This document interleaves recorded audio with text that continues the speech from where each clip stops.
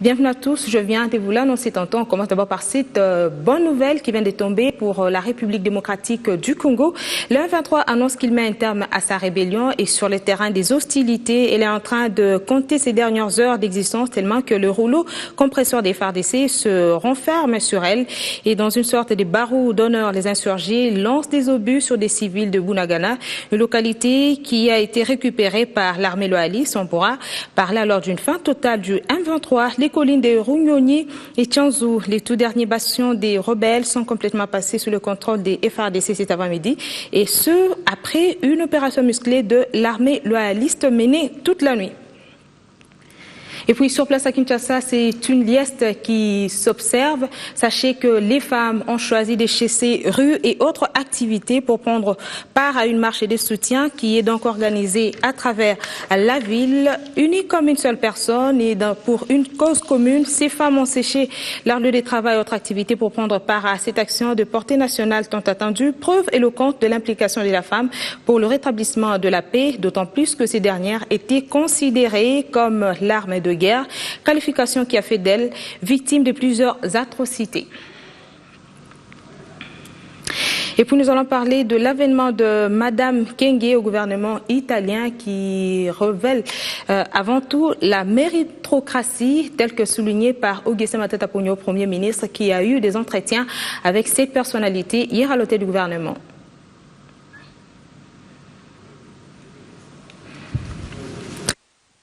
Nous y reviendrons dans nos prochaines éditions. La ministre... La visite aujourd'hui, c'est aussi pour un soutien pour ma nomination. Mais c'est aussi la possibilité de pouvoir entreprendre des relations entre le Congo et l'Italie. Mais je crois aussi, pour ce qui me concerne, c'est l'opportunité, l'occasion aussi pour pouvoir féliciter les efforts du gouvernement, les efforts du chef de l'État, mais surtout pour les efforts dans le domaine de la paix. Et je crois que c'est très important pour la stabilité politique du pays. La possibilité d'entreprendre des partenariats sont très importants pour renforcer, comme j'ai dit tout à l'heure, les rapports entre l'Italie et la RDC.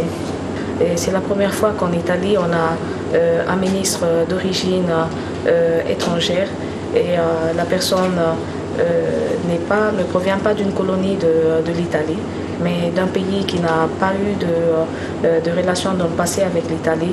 Et ce qui est important à communiquer à la diaspora, c'est de pouvoir toujours se distinguer, c'est-à-dire la méritocratie, la professionnalité et par la compétence. Ce qui est important, c'est de voir que Madame la ministre présente un symbole de la méritocratie.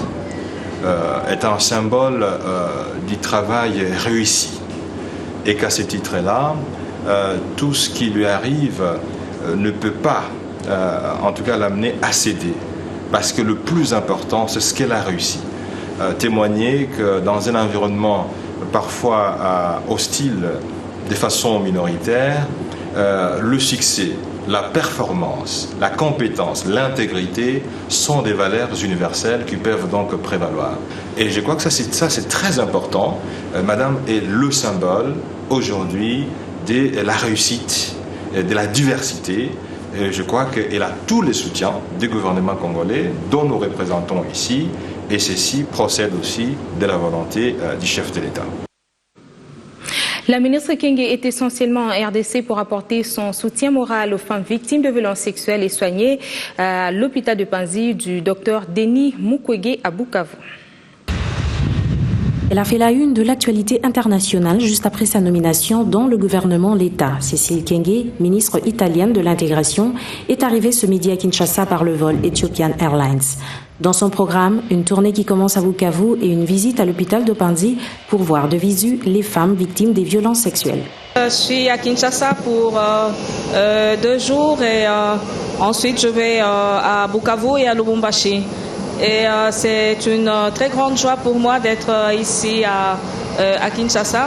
Disons, c'est la première fois que j'arrive en Afrique après ma nomination. Je crois que c'est une joie que je n'arrive pas à décrire puisque Je sais que c'est pas facile pour les gens qui partent de l'Afrique pour aller chercher fortune ou pour aller étudier à l'étranger. C'est au Salon d'honneur que l'hôte de marque a été reçu par le vice-ministre des Affaires étrangères qui a livré ses impressions. On va faire aussi Lubumbashi. Je crois que c'est une terre où elle va aller dire à tous les parents Amujambo, Bambama, Nabababa. Donc c'est très important qu'elle arrive aussi à Lubumbashi. Donc c'est un sentiment de joie et de fierté aussi. Parce que nous l'avons, notre sœur qui s'est battue dans un milieu qui n'est pas facile, parce que c'est un milieu de l'Occident. Elle est partie d'ici, elle a réussi jusqu'à atteindre pratiquement le cercle au sommet du pouvoir. C'est avec un agenda très chargé que l'Italienne Cécile Kyenge rencontrera ce jour quelques ministres, dont celle de la famille, du genre et celui de la santé.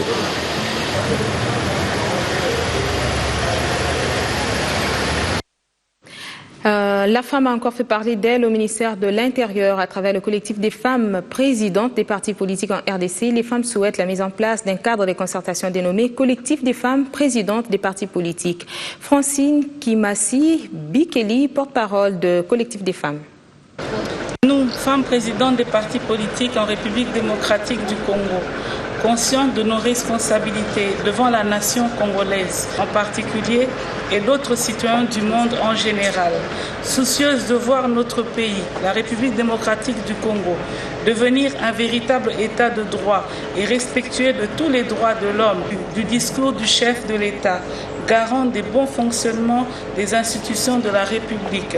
Après concertation avec le ministre, avons décidé la mise en place d'un cadre de concertation dénommé Collectif des femmes présidentes des partis politiques en République démocratique du Congo. Parlons à présent de dégâts dus à la pluie qui handicapent les activités dans la ville de Kinshasa, à l'image de cette canalisation qui est détruite à ma campagne à hauteur de la paroisse Saint-Luc. Le ministre des Infrastructures, Travaux publics et Reconstruction, Fridolin Kaswechi, accompagné du gouverneur de la ville, se sont rendus sur les lieux en vue de se rendre compte de l'ampleur de l'abîme. Après la pluie vient le beau temps, dit-on. Mais ce n'est toujours pas le cas lorsqu'il s'agit des infrastructures routières. Nous sommes sur l'avenue des Cataractes, à quelques mètres de l'église catholique Saint-Luc dans la commune de Ngaliema. Les fortes pluies diluviennes de ces derniers jours n'ont pas épargné cette buse datant des années 1980 qui a cédé. Le ministre en charge des infrastructures, travaux publics et reconstruction, en compagnie du gouverneur de la ville de Kinshasa, inspecte le site. Les agents de l'Office de voirie et drainage sont déjà à pied d'œuvre. Fridolin Kaswechi Musoka et André Kimbuta Yango reçoivent des précisions sur les travaux qui seront exécutés ici par le directeur général ad intérim de l'Office de voirie et drainage, Benjamin Wenga Basubi. Les travaux commenceront bel et bien ce vendredi 8 novembre. Nous informons la population que cette route sera fermée pendant ces 2 mois de travaux. J'en profite pour remercier le ministre des ITP qui est toujours là pour nous appuyer. Donc, sans problème de ressources, sa présence nous rassure. La ville, déjà dès jeudi, nous avons dit que nous allons mettre le moyen, mais la présence du ministre du gouvernement de la République, ça nous aide encore à avoir davantage. Le délai d'exécution sera respecté, rassure le gouverneur. À partir de vendredi, la route est totalement fermée. Pour qu'on accélère, c'est la saison de pluie, les fêtes arrivent, nous aimerions bien que si on peut libérer ça avant les fêtes, au plus tard le 20 décembre, peut-être ça sera une bonne chose pour la population. André Kimbuta Yango a également mis l'accent sur l'extension de la ville de Kinshasa qui prend des proportions inquiétantes sans tenir compte des normes urbanistiques. C'est un autre pari à relever. À Kananga, le Bureau national catholique pour l'enfance s'engage à plaider pour la cause des enfants du Kasaï occidental, nous dit John Mukengeshaï. La problématique du respect des droits et de la protection de l'enfance au Kasaï occidental implique la participation de tout le monde et surtout de tous les acteurs intervenants dans la défense des droits des enfants en province. Propos du coordonnateur coordonnateur intérimaire du Bureau national catholique pour l'enfance, BNT en sigle occidentale. Pour Christian Koupankoteta, la protection de l'enfant et ses droits reste un problème de tous. Voilà pourquoi le responsable de cette structure nationale de défense des droits des enfants au Kassai occidental promet de mener des plaidoyers auprès des différents partenaires de la justice au Kassai occidental. Koupankoteta Christian invite tout le monde à prendre comme référence la loi portant protection de la vie ce mardi 5 novembre 2013 au cours d'un point de presse organisé à l'intention des professionnels de médias de la ville de Kananga. Notez qu'à travers ce point de presse, le BNT Kassai occidental voulait démontrer son implication dans la situation des enfants en conflit avec la loi. 18 au total, il y a ceux qui ont déjà fait plus de 3, 5, même 6 mois à la prison centrale de Kananga dans des conditions déplorables au quartier dit spécial pour mineurs. Ce qui n'est pas recommandé par la loi. Le Bureau national catholique pour l'enfance promet de prendre langue avec les autorités judiciaires pour que les enfants soient remis dans leurs droits et pour ceux ayant déjà dépassé les délais à la prison centrale de Kananga de regagner leur toit paternel ou de les remettre dans les centres de rééducation. Découvrons entre-temps ce qu'ont recueilli des confrères à travers les lignes. Selon des proches du Palais de la Nation consultés par le Canard déchaîné, le gouvernement de division nationale qui sera bientôt mis sur pied aura plus de 60 ministères et vice-ministères, ce dans les soucis de satisfaire tous les osafés du pouvoir décidés à bouffer cette fois-ci eux aussi. Déduction du satirique, donc les soucis majeurs des concertateurs n'étaient ni la recherche de la cohésion nationale, encore moins l'arrêt de la guerre dans l'est de la RDC, c'était la bouffe. Et c'est dans une sorte de liaison à effet, voilà que le phare voit Kinshasa toujours sous pression de Kampala. L'ONU, l'UE, la SADC et les États-Unis exigent une prime pour les 23, comme cela se chuchote dans plusieurs cercles politiques. Kampala pourrait accoucher d'un schéma surprenant de partage du pouvoir entre le gouvernement et la rébellion, conformément à la volonté de la communauté internationale. Nous parlons sport à présent avec la RDC qui a perdu la finale de la zone 4 face au Cameroun, mais se qualifie tout de même pour la phase continentale qui se déroulera en Algérie en janvier prochain. Concernant la finale de la zone 4, les Lions indomptables du Cameroun se sont imposés par 3-7-0 contre les Léopards qui sont tombés armes à la main. L'autre sélection qui a pris part à ce tournoi est la République du Congo qui a perdu ses 2 matchs.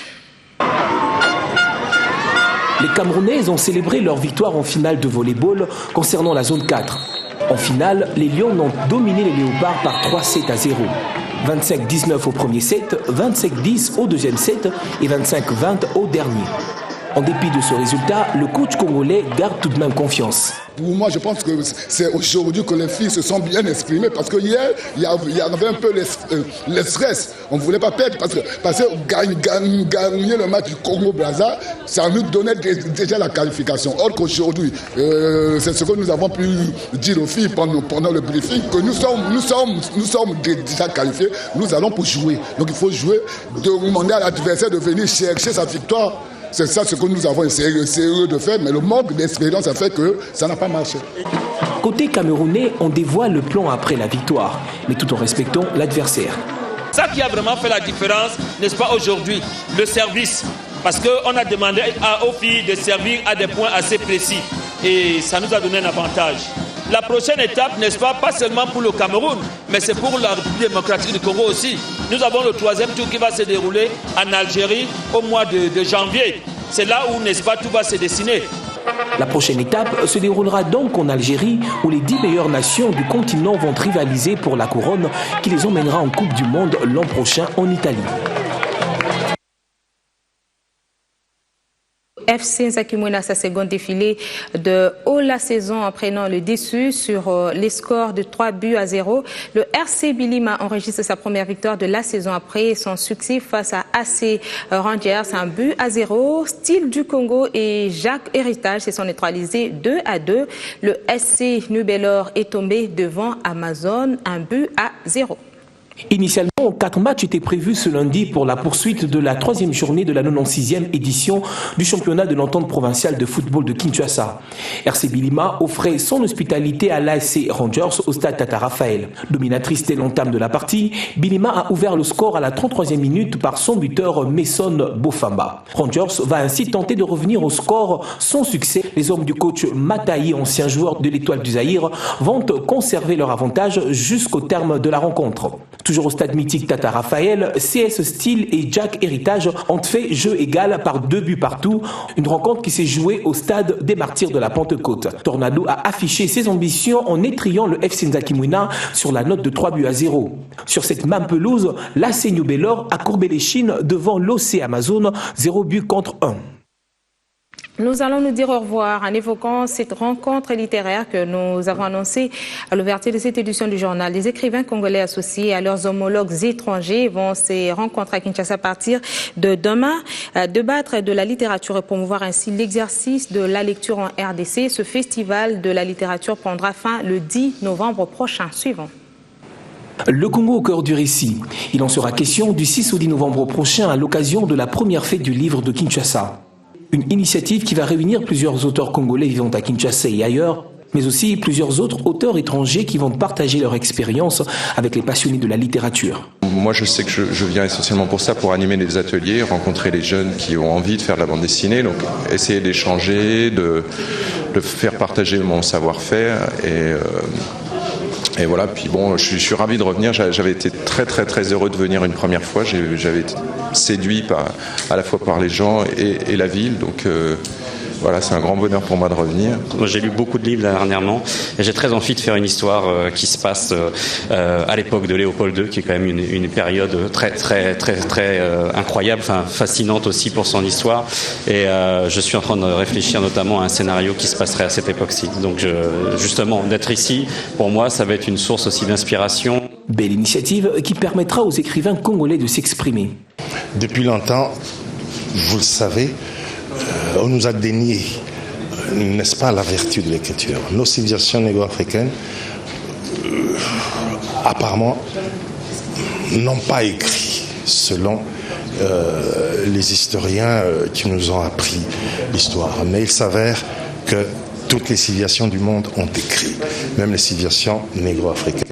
Cet événement donnera ainsi la chance aux jeunes bédéistes de pouvoir se mesurer à travers un concours. Les éditions Elondia que je dirige vont éditer le gagnant du concours. Donc, c'est-à-dire, les participants ont déposé 4 planches de bande dessinée. Donc, ces planches ont pour thème le Congo. Ils parlent du Congo sur 4 planches. Et il y a un jury qui va se réunir et choisir la meilleure des planches. Rencontre littéraire du transgenre, cette activité se déroulera dans 7 sites retenus à Kinshasa. Expositions, lectures publiques et conférences débats seront au rendez-vous du livre. Voilà, mesdames, messieurs, c'est par ce rendez-vous culturel que nous mettons un terme à cette édition du journal. Merci de nous avoir suivis. Au nom de toute l'équipe rédactionnelle, nous vous disons merci encore une fois de votre confiance.